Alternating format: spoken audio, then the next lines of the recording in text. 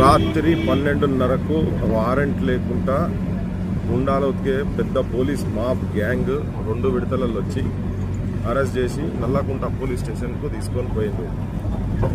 మార్వాడి ఏదైతే పెట్టుబడిదారు వర్గాలు, గుజరాతీ పెట్టుబడిదారు వర్గాలు అందరూ కలిసి నిన్న డీజీపీ దగ్గర పోయిన తర్వాత ఈ పరిణామాలు దారి తీసినాయి. అక్కడ ఏదైతే మోండా మార్కెట్లో ఇన్సిడెంట్ జరిగిన కాడ కొట్టినోళ్ళను మాత్రం అరెస్ట్ చేయలే ఇప్పటిదాకా. కానీ మమ్మలను, ఈ ప్రాంత అస్తిత్వాన్ని కాపాడే ప్రయత్నంలో ఉన్నటువంటి మమ్మలను, నన్ను కానీ శ్యామ్ను కానీ అరెస్ట్ చేసి యూనివర్సిటీలో 2 పిల్లలు కానీ తీసుకొని పోలీస్ స్టేషన్స్కు తిప్పుతున్నారు. తెలియకుండా పోలీస్ స్టేషన్కు కొట్టినోడు బాగానే ఉన్నాడు. తెలంగాణ వాళ్ళు 1000 రూపాయలు 2 రూపాయలకు తాగి పంటరు అన్నోళ్ళు బాగానే ఉన్నారు.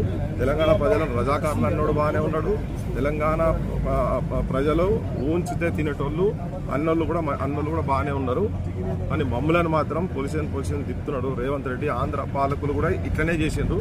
కానీ ఆంధ్ర పాలకుల కన్నా నువ్వు కొద్దిగా షేర్ అంటే నువ్వు ఇంకా సవాసేరు చేసే కాడుకున్నావు, నువ్వు ఎక్కువ చేస్తున్నావు. నువ్వు ఇవి తెలంగాణ ప్రజలంతా గమనించాలి.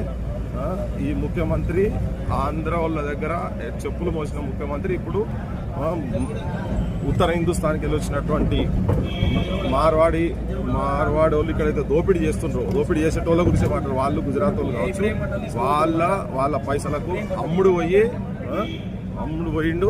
పోయి మమ్మల్ని ఇట్లా తెలంగాణ ప్రజలు ఇట్లా రోడ్ల మీద తెలంగాణ ఆకాంక్షలు తిరిగేటోళ్ళని రోడ్ల మీద తిప్పుతున్నాడు. ఇది ప్రజలు గమనించాలి.